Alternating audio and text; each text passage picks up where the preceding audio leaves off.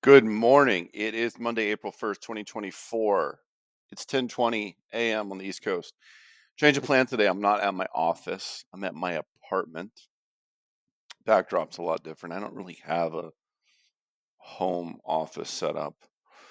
So it's April 1st, April Fool's, so everything got switched up today. So I'm at home. The backdrop is not great.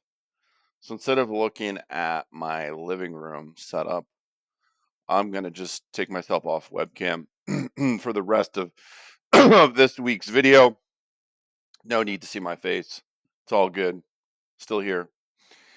Um, I want to start this week's video with making an analogy between chess and trading. Some of you may know, probably most of you don't know, I'm a chess player. Um, when I was younger, much younger, I was a prolific chess player. In fact, I won a national championship when I was 16, and I became a chess master at age 16, or maybe it was 17. 16 or 17, I became an officially rated, ranked chess master with a rating above 2200. And I played a lot of tournaments in Europe, beat grandmasters. Um, yeah, I was really into it. And then life sort of happened in my 20s and I stopped playing as often. And now I rarely play, but I still have a love and a passion for chess. I still teach chess to kids. Um, just in my spare time, I tutor a couple of kids age 11 and 12 in chess. One of the the sayings in chess is that strong players make their own luck. So let me give you an example. An example is a strong player might play a poor opening, might be down a pawn or something, might even be losing in the middle game or the end game, but they keep putting pressure on their opponent. And just by who they are, their rating, their rank, they're putting pressure on their opponent to finish the game. Can they really close it out? Can they beat this higher ranked opponent? And usually the weaker player will blunder. They'll slip up.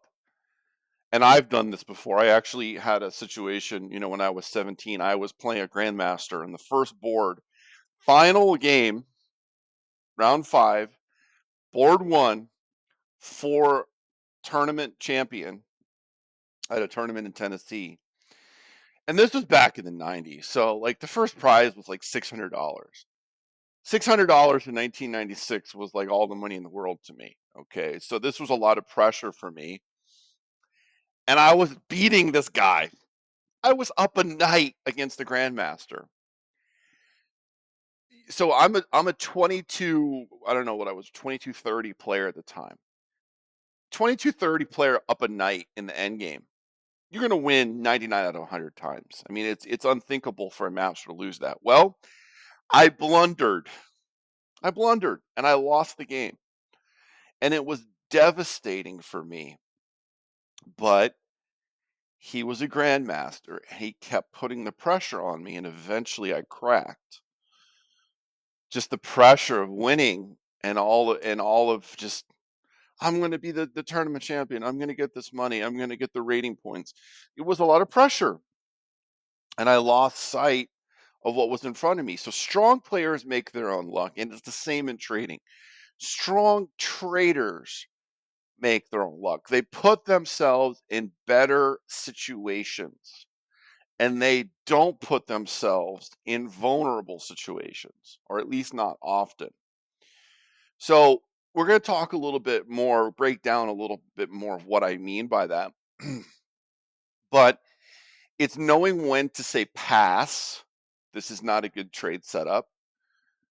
And knowing when to say, okay, this is interesting. This is a good setup. I'm going to take this. Right. So strong players make their own luck.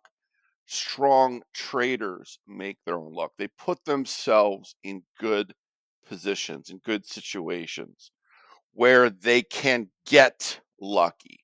they can benefit from what I call positive variance instead of downside variance. Okay, so let's get into it. So gold traded up to 2286 overnight. Those of you who watched this future session, it started trading above 2250 last night, and then it proceeded to just keep going higher. And this wasn't even like a short squeeze move. This was just an a strong accumulation throughout the night. Okay, eventually peaking around midnight at 2286.40. We are giving some of it back now. Okay, this is the very next thing I was about to say is this feels like too far too fast. I mean, it's less than a week, $100. It's actually more than $100 an ounce in less than a week. That feels too far too fast to me. But what is interesting is everybody's asking why. There's no clear proximate cause. There's no clear driver of this move in gold. And I'll go back to the same points I've been harping on for months because I don't think it's changed. But nobody understands why gold is 2250 or 2260. Okay, the stock market isn't crashing, right? The Fed hasn't even cut rates yet. We're not even sure when the Fed is going to cut rates. But this is a very bullish gold market environment. And yes, I think it was too far too fast. I mean, getting to almost 2300, which is a lot of investment banks have 2300 as their year end 2024 forecast. So we're almost there on April 1st. Okay, it's just a little bit too far too fast. I would not be surprised to see it come back 2240, 2250, rest a bit.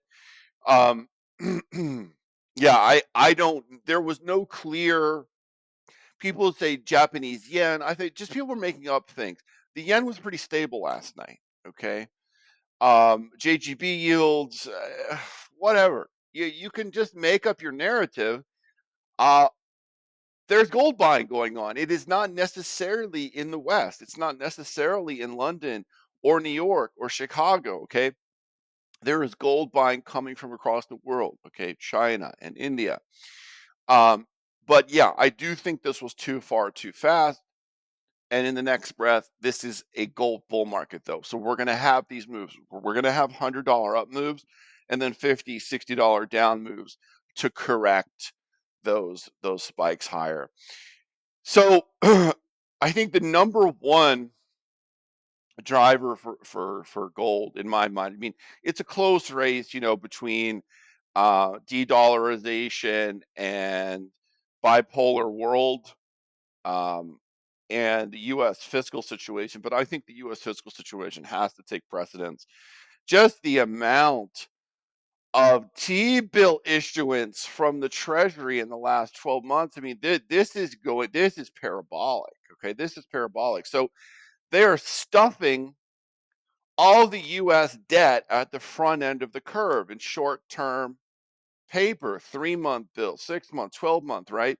The bills are all the debt issuance that's less than 2 years. Okay. At the 2-year mark, we start calling it note, 2-year note to 10-year note. And then when the expiration is longer than 10 years, it's called a bond, right? So the bills are the short-term debt issuance. So the Treasury is stuffing it all at the front end. They don't want to finance for an extended period of time at these interest rates. They're counting on Treasury yields to come back down. Okay. But the fact is, they're stuffing $20 trillion at the front end, financing at 5%, because that's where T bills are at now. So the interest on the US debt is over $1 trillion now. Just the interest on the debt, just the interest. And it will be 1.6 trillion by the end of 2024. Okay. US government spending up 9% year over year. So there's no austerity happening in 2024. In fact, quite the opposite. We have had 3 of the biggest deficit years in the history of the United States back to back to back. Actually, 4 of the biggest deficit years in the history of the United States back to back to back since 2020, and they're not done yet, okay? Government spending is up 9% in the first 5 months, in the last 5 months, in the first 3 months of 2024. US national debt is on track to reach $37 trillion by November. 37 trillion by November. And now this is just the on balance sheet liabilities of the US government. How about the unfunded liabilities, the obligations, the long-term unfunded obligations? Well, 4 million baby boomers are retiring every year. Okay, so this is the generation that really helped to build this country, and this is the generation where most of the wealth is right now. Well, they're retiring, they're leaving the workforce, and they want their Social Security and Medicare. Medicare and Social Security account for 95% of US unfunded liabilities. US taxpayers face 80 trillion in long-term unfunded obligations. So we got 35 trillion in debt. Okay, that's the on-balance sheet debt. And then we're facing, it's not due right now, but it will come due over the coming years and decades, another 80 trillion. So add it all up, it's over 100 trillion. It's mind-boggling amounts of money. And how do we pay for it all? How do we pay for it all? And there's the question that there's no answer to. There's the question there's no answer to. And really, gold is telling you something. The outlet for all of that debt is going to be in the dollar. It's going to be in the dollar. It's going to be in the currency. It's going to be debasement of the currency. Maybe it's not happening just yet. And maybe, you know, the dollar against the euro um is still 107.50. In fact, it's strengthened in the past few weeks because the Eurozone is in at least as dire a situation as the US is in. We're not even getting into the Eurozone, which is actually a bigger population pool than the United States. Okay. So it's the West. We think of the US, the Eurozone, that is the West. Okay. The 2 biggest economies globally, the 2 biggest currencies globally. Well, they're both facing huge demographic and debt uh, bubbles, call it what you will, crises, and the outlet for it will be the currencies. Okay, it's inevitable. It's just a matter of when and how does it happen. But I think gold is sniffing it out. And then we're not even getting into China. China's got its whole other challenges in its demographics and its economy. But the fact is, there is an accumulation of gold going underway. So some people feel they need to have a narrative. They have to know why things are happening. Technical analysts, technicians, chartists, they take pride in not needing to know why. Just follow price. Just follow price. Okay. So the gold price, lower left to upper right. And I do think that 2286 is too far too fast. So let's correct back a bit. Let's rest maybe around 2240 and then see where we go. I mean, if you think that 2300 was sort of like a year-end target and we're almost there on April 1st, it's too far too fast. And that doesn't mean that I'm not wildly bullish. I'm realistic about the price path. Okay, the path to get somewhere. There's price and time. Okay, it's too much price movement in too short a period of time. Okay, bull market adjustment. So let's talk. So this is my Substack. Shameless, not so shameless plug. I'm proud of my work. I do good work. I think I give out a lot of value. Some of my posts are free, some of them are paid. I would appreciate if you signed up and did the paid version. It's $80 a year. Again, this is peanuts. I think you get more than $80 in value from one of these videos that I do every week and I give away for free. And I'm not afraid to say that. Um, bull market adjustment. Precious metals investors suddenly find themselves in a bull market. Okay.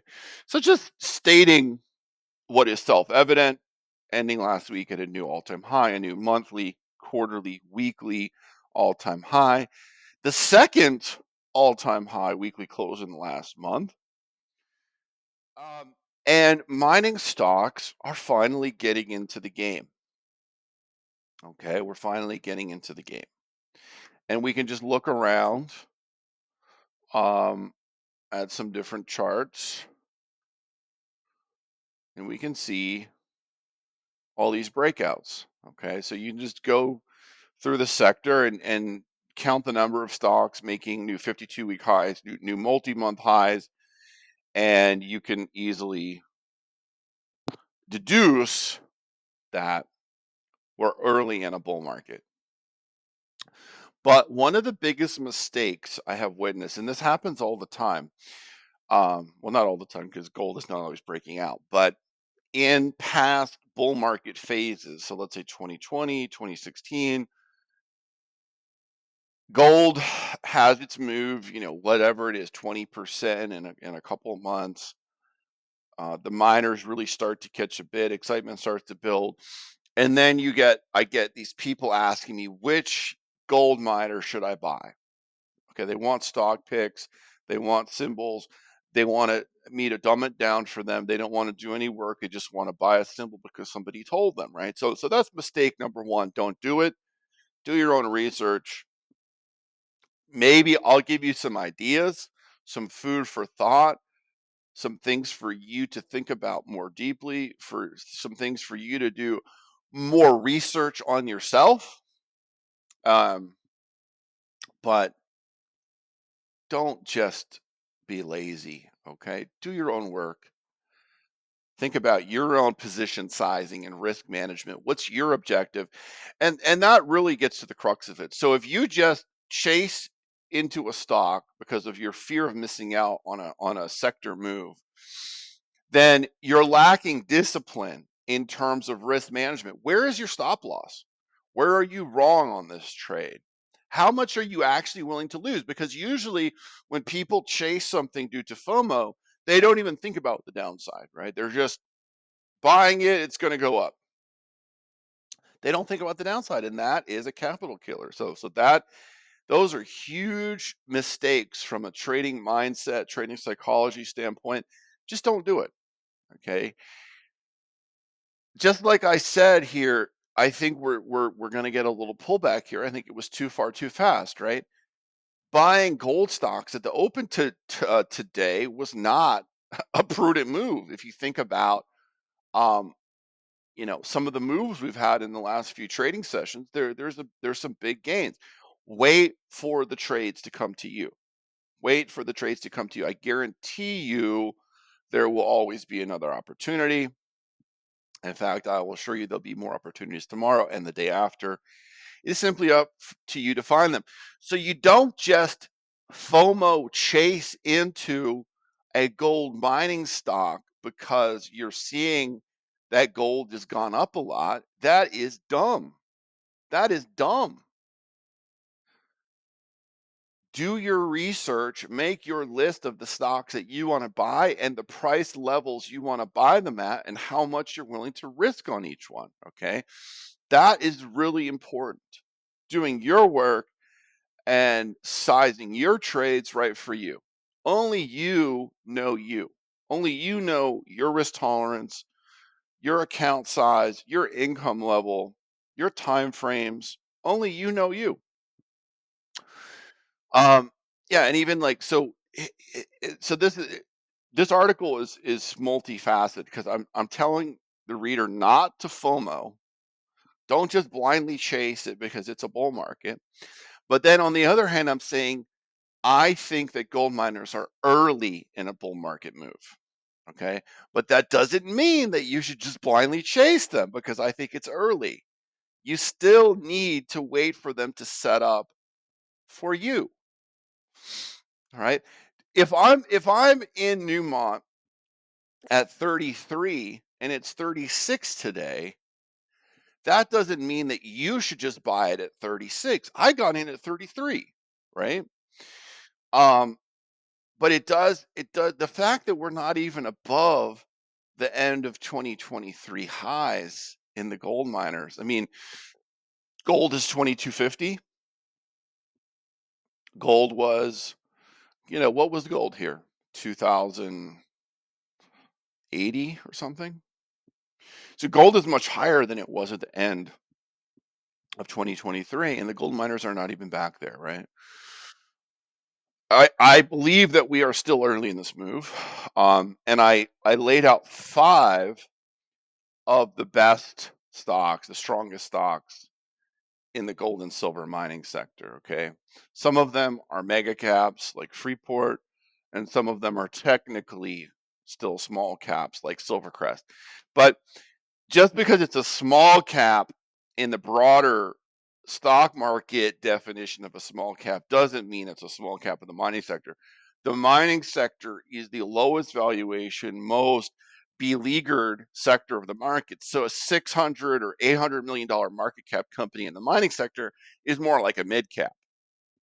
But in the broader market definition, it's considered a small cap if it's under $1 billion. Um, and then once you get positioned, okay, I mean, if you're watching these videos, hopefully you're already positioned a long time ago. But once you get positioned and it is a bull market and your work, your research, your analysis confirms it's a bull market, that's your thesis. It's learning to be right and sit tight, right? Like not just selling on the second up day or the third up day. I mean, these bull market runs can go on for many months. I mean, even like at Freeport, I mean, this would be the first month of a real bull market move. Agnico, the first month of a real bull market move.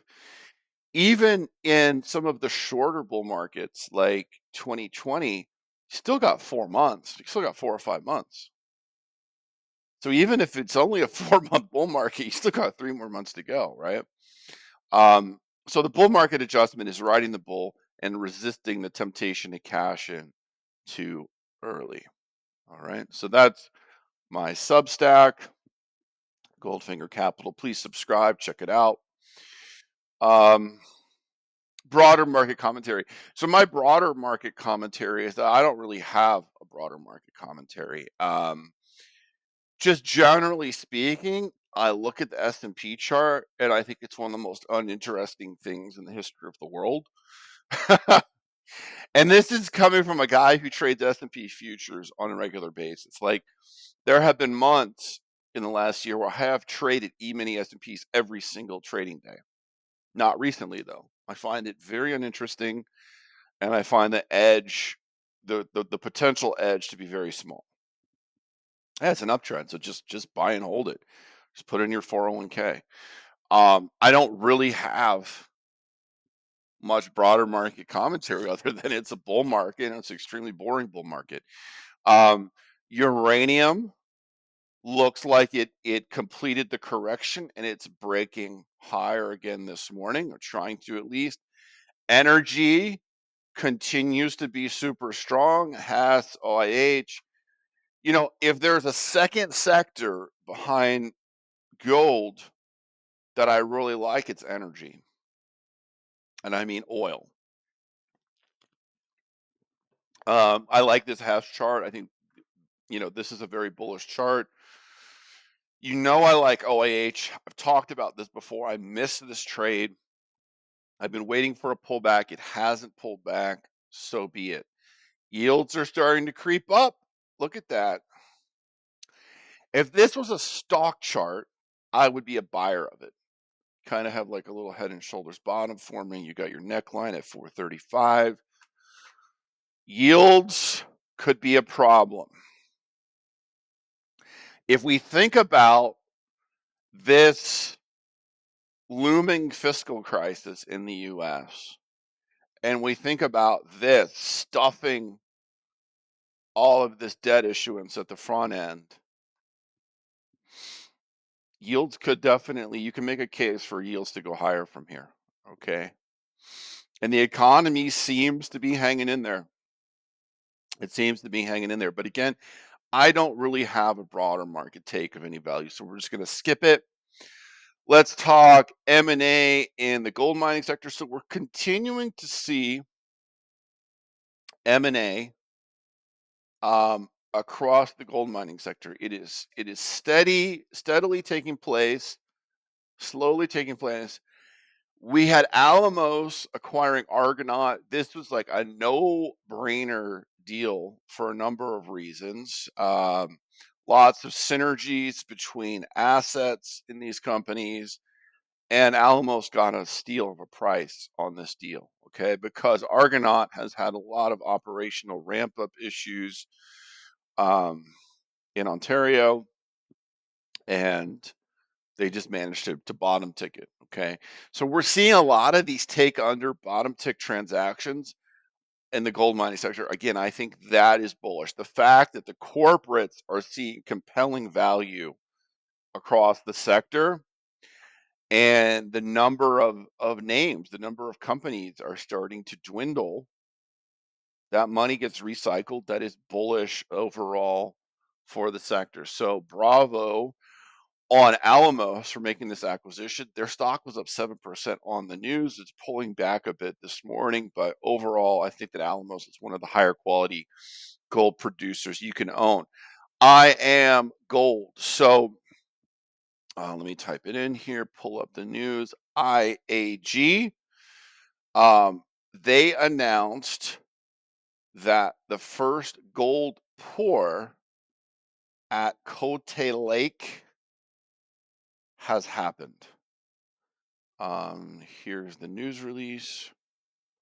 I'll let you read it for yourself, but everything continues to be on schedule as per guidance, as per end of year guidance, still guiding for production between 220,000 and 290,000 ounces of gold on a 100% basis this year at Cote. Um, this was expected.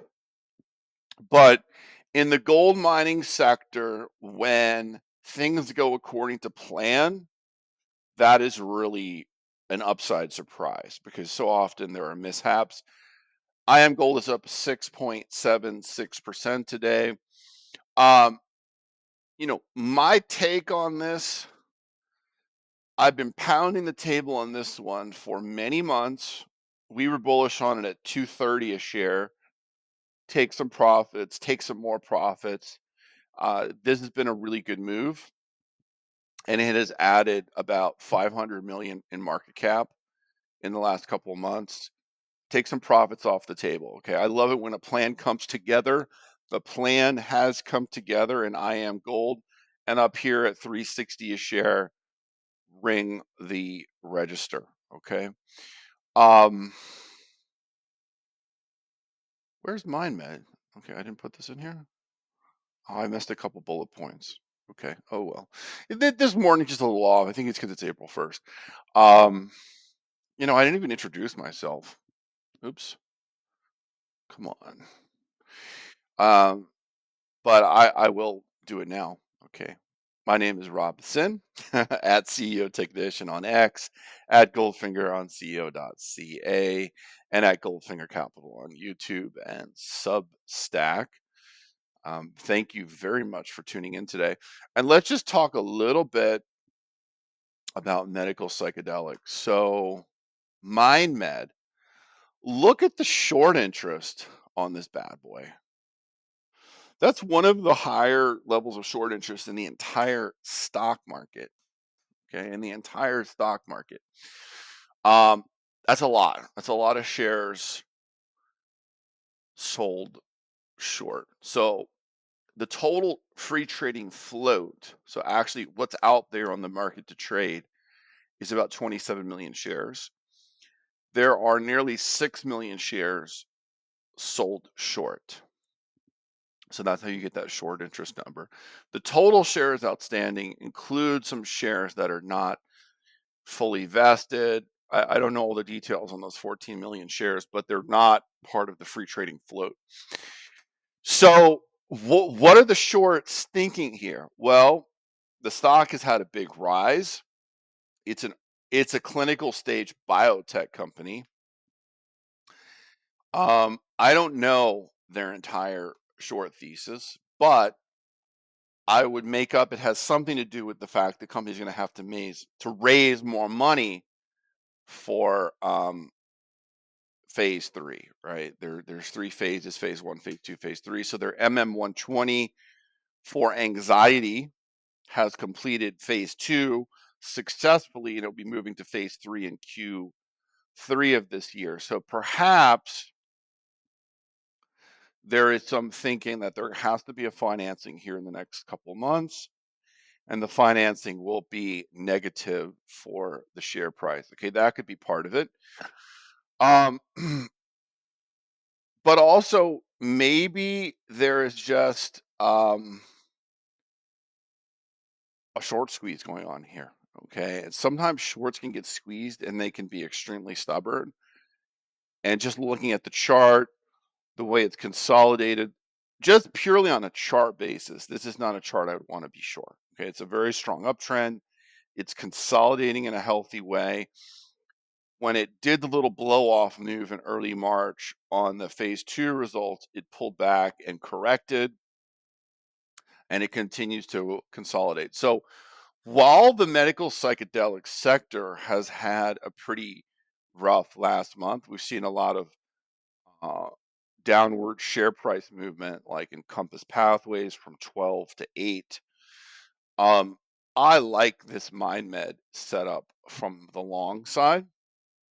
The question is, when do you time the entry and what do you risk, you know? Um, so just because of its nature, it's extremely volatile. Like it can jump 50% in a day, it can drop 15 or 20% in a day, right? So you have to size your position according to an asset's volatility, and MindMed is a very volatile stock, right? So you cut your position size way down, maybe half of what you would normally do in terms of dollar amount, maybe even 1/3. That's for you to decide. But I like it here. This is on my radar. I don't own it at this exact moment, but this is on my radar for an entry this week. And I can't tell you exactly where I'm going to enter, but it's on my radar. I like the RSI pulling back to 60. I like everything in this chart. Okay, I like everything. I like the fact that it's cooled off so much and it's consolidating on lighter volume. And then, I look here. Well, we're entering Q2, so we know we're going to have the end of phase 2 meeting with the FDA on MM120 for anxiety, and then we also know we're going to get phase 1 results for MDMA. Oh, hold on. Light bulb goes on here. MDMA. What is happening with MDMA this year? The FDA is set to give MDMA full approval for the treatment of PTSD, and that has to happen by August. So 4 months is the timeline there. It could happen sooner. It could happen in May or June. So the timing of completing the phase 1 for their MM402 RMDMA in May or June of this year, and then having a readout mid-year as the FDA is about to approve MDMA could be very positive as well, right? That could be a very positive catalyst for MindMed. But definitely the bigger one is the end of phase 2 meeting and the initiation of phase 3 in Q3. I figure I would bet that they will figure out a way to finance this in a less dilutive way. They'll get the money for phase three. And I think shorts could be in a big world of hurt here in the next couple of months. So I like MindMed. We're putting that number one on the trade radar this week. MindMed, top of the trade radar. Again, I don't own it now, but it is on the trade radar, and we will update that in next week's weekly video. Oh, and then what would a video be without junior mining commentary? There's nothing that has really happened. There's no news that's come out since last week that I really need to talk about. But I will say this is going to be a really active month. Okay. I think Hercules is going to start drilling within the next month. VR Resource is going to start drilling this week at New Boston. And I could go down the list. American Eagle Gold, they're going to start drilling in May. They're doing IP this month. What's another one? A stock I haven't talked about much recently, Outcrop Silver and Gold. They are starting drilling today down in Colombia. Really high grade silver primary project in Colombia. I have high hopes for that drill program. They had a really rough 2023, a lot of setbacks. I think they've got that out of the way now. That's behind them. This is a new year, new drill program, new drill contractor. That is a drill program to keep an eye on. We're probably not going to get results for a few months there because they're just starting now, but that's one to keep on your radar. I think there's a lot. This is going to be an active next few months in the junior mining sector. So this week is just a little lull. I don't have anything specifically to talk about. Don't have any charts even up here. Um, but and then Awale, right? I'm actually going to do a space on X with Awale CEO Andrew Chubb in an hour. I invite you to tune into that. Anyway, that's it. That's it. From my apartment, not my office. Sorry for the backdrop. Sorry for the terrible lighting. Sometimes you got to make do with what you have. But I hope you have a powerful trading week. Thanks for tuning in.